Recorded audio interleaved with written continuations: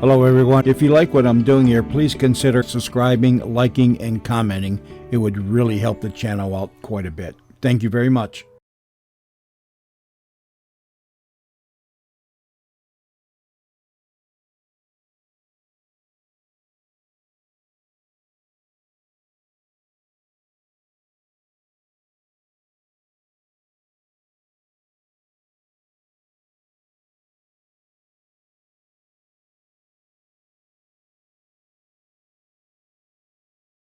Colgate, Colgate presents Bill Stern with a Colgate Sports Newsreel.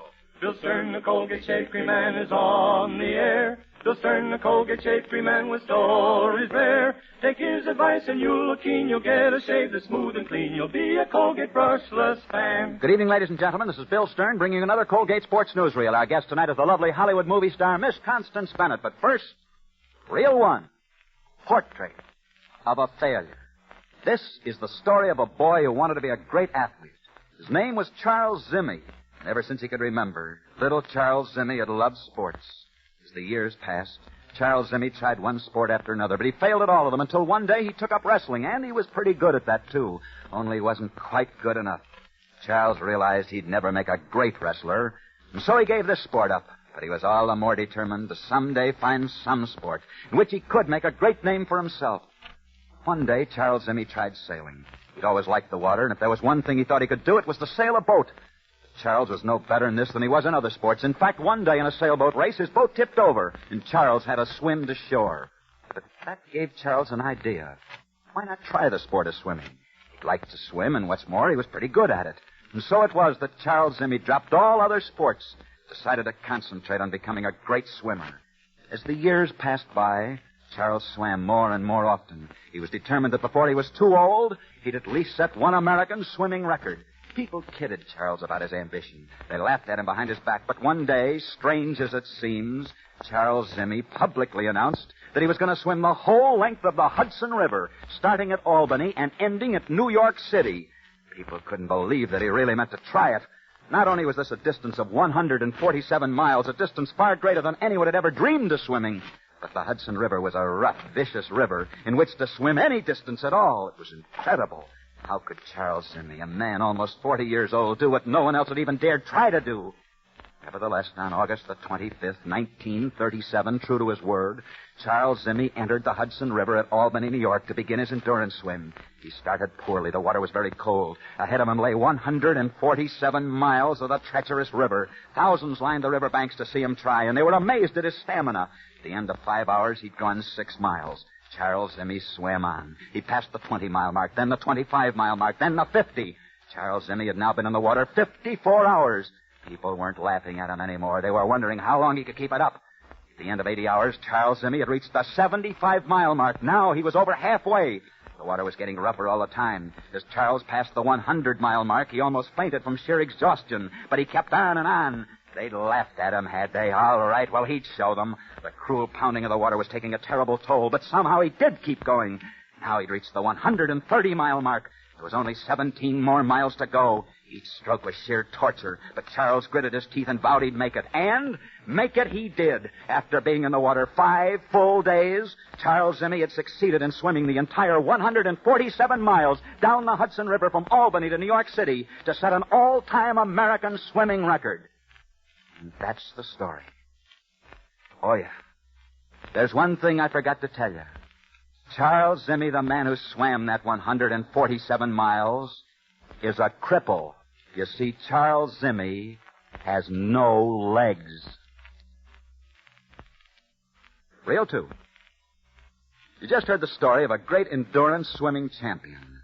Now let me tell you about another kind of swimming champion, a speed swimmer. His name is Buster Crabbe, and he's the sensational Olympic swimming champion who held 16 world championships and 35 national titles. Many times Buster Crabbe shaved seconds off his own swimming records, and at shaving, too. Buster's a speed demon and a champ, with some help, of course. You're right, Bill. Buster Crabbe credits Colgate Brushless Shave Cream for his championship shave. He says, thanks to Colgate Brushless, I've now perfected my shaving style, and I'm sure I set up an unofficial shaving record every morning. Why, I just spread on Colgate Brushless straight from the jar, go over once lightly with my razor, and I'm on the last lap. Then I dunk my face in razor, and I'm under the tape for the fastest, smoothest, easiest, most comfortable shave I've ever had. Signed, Buster Crab. Now, that's what I call testing on the old home ground, because, men, you got to try Colgate brushless on your own face before you'll know what a real championship shave is like. You see, Colgate brushless shave cream's a cinch for you men with tough whiskers and naturally dry, sensitive skin. This light, fluffy cream stays moist and active, keeps your whiskers soft and shaveable, so your razor can cut them off quick, clean, and close with no after irritation. Now, those are real dividends for men who want the utmost in shaving speed and comfort. So here's my offer. You try Colgate brushless shave cream, then if you don't agree it gives you the best shave you ever had, send the top of the carton to me, Bill Stern, care of Colgate, Jersey City, Zone 2, New Jersey, for double your money back. Now, could anything be fairer than that? Then get yourself a big victory jar of Colgate brushless shave cream and get it tonight. Reel 3. Colgate's camera close-up of Constance Bennett. Here is one of Hollywood's brightest stars, the lovely and talented Miss Constance Bennett. You all know what a great movie star Constance Bennett is. But do you also know that she's an expert bowler, an expert swimmer, an expert tennis player? Am I? But, why, certainly you are, Connie. I happen to know that you were captain of your school basketball team, and you used to own a racing stable, and you reached the semifinals in the Hollywood tennis tournament, and... Look, Bill, may I say something? Why, certainly, Connie. Go right ahead. Well, supposing we take your statements one by one. I was captain of my school basketball team, only we didn't win any games. As for my racing stable, it consisted of exactly one horse. And as for my reaching the semifinals in the Hollywood tennis tournament, you forgot to mention that my partner was the great Ellsworth Vines. But, Bill, I am about to try something that I don't think any woman has tried before. Well, what's that, Connie? I'm going to produce and star in my own movies for PRC Pictures. Well, that will make you the first woman who's both the producer and star of her own pictures. And you already have a flourishing cosmetic business. Connie, aren't you ever satisfied? Well, I might be satisfied if after I make my first picture it's a hit. Well, what's your first picture going to be about? Well, we haven't decided definitely yet, Bill. But I'm looking for a new leading man. Well, Connie, why didn't you say so sooner? Now, I don't like to talk about myself, but making pictures right up my alley. Why, only in the last year I've been in such pictures as The Pride of the Yankees, We've Never Been Licked, and Stage Door Canteen, just to mention a few. Well, that's fine, Bill. But my leading man must be dramatic, romantic, and ecstatic. Aha, that lets me out, Connie, because I'm only on the beam when I scream about Colgate shave cream. All of which goes to show I know I'd better go. Thank you, that's right. Good luck, and good night, Constance Bennett. Good night, Bill. And to you boys who've just returned from overseas in Halloran Hospital, good night, and God bless you. Thanks. Good night, Connie. Good night, Bill. Reel 4. Profile of a song. Today is St. Patrick's Day, hence it's particularly appropriate that we now tell this story, for this is a St. Patrick's Day story. Our story begins shortly after the turn of the century, when two brothers named John and Michael Shea enrolled at Notre Dame University. They were as Irish as their Irish names. As soon as John and Michael Shea entered Notre Dame, they were immediately impressed with the fighting spirit of the Notre Dame football team. True, neither John nor Michael Shea was a football player, for both were studying music. But even musicians can be ardent football fans, and these brothers were. This was the year 1903. It was the very first year a Notre Dame football team had ever gone through a whole season without losing a single game. Well, that called for a celebration. But when it came time to celebrate, both John and Michael Shea were amazed to find that Notre Dame had no victory song to celebrate with. Being musicians, they immediately set out to remedy this. That night, the two brothers wrote a song. Into this song, they poured out their love for Notre Dame, their pride in their unbeaten football team. They called their song the Notre Dame Fighting Irish Victory March. At first, it was only sung out on the college campus at South Bend. But soon it began to be sung by Irishmen all over the country, and it spread like wildfire. That year, it became the most popular Irish song in all America. People everywhere were singing, Cheer, cheer for old Notre Dame. Wake up the echoes cheering her name, while her loyal sons are marching onward to victory. That song reached such great heights of popularity that people who'd never even heard of Notre Dame went around humming its strains. And Irishmen everywhere sang it the loudest, for after all, wasn't it the song of the Fighting Irish? In fact, this song became so popular that a famous New York theatrical producer named Chauncey Alcott, who was then about to present an Irish musical play, decided to use this very song as the finale in his play. Since the play was to be all about St. Patrick's Day, Chauncey Alcott thought that surely this popular song of the Irish would be most appropriate. And Chauncey Alcott's show was a big success, too. However, the morning after the play opened, the dramatic critics found one fault. The New York Times said, Chauncey Alcott's new Irish musical play, which opened last night, had one serious mistake. Mr. Alcott uses the currently popular Notre Dame Fighting Irish victory song for his finale. Granted that the song has become an Irish favorite, it is still a college marching song and not a love song such as this play needs. Chauncey Alcott read the New York Times dramatic critic's review and realized that very critic was right. After all, his play was a love story about St. Patrick's Day, and it did need a love song, not a college marching song. But where could he find such a love song? That night, in desperation, Chauncey Alcott decided to try and write such a song himself. First, the melody came to him.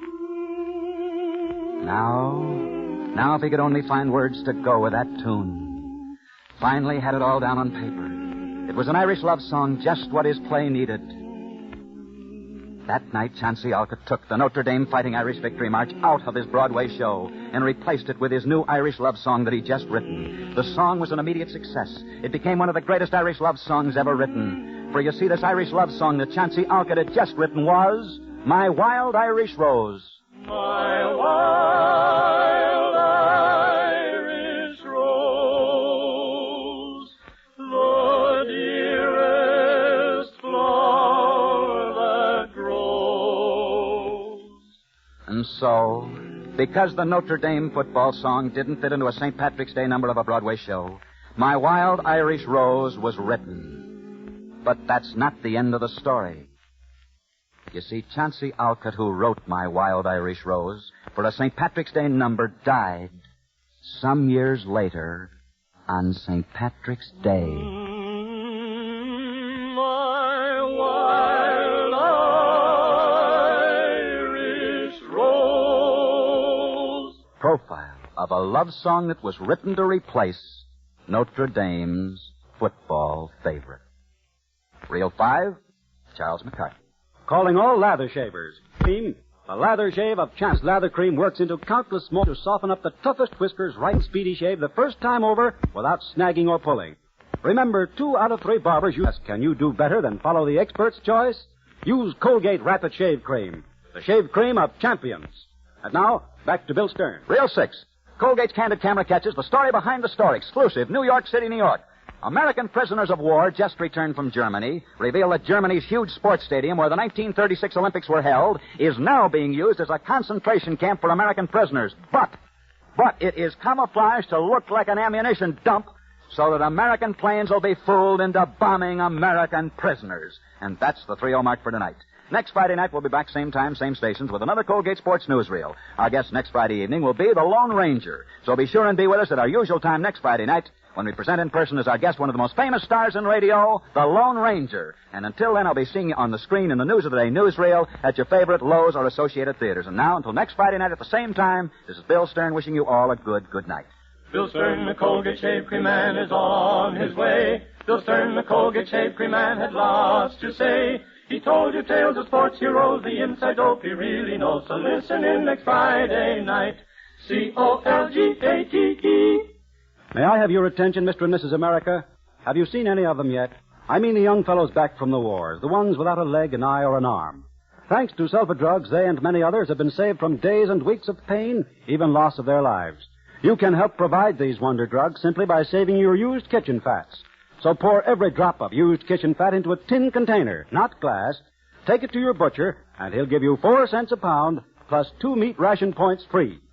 The used kitchen fat you save and sell can help save a life. Thank you. Miss Constance Bennett appeared on this program courtesy of PRC Pictures. This is the National Broadcasting Company.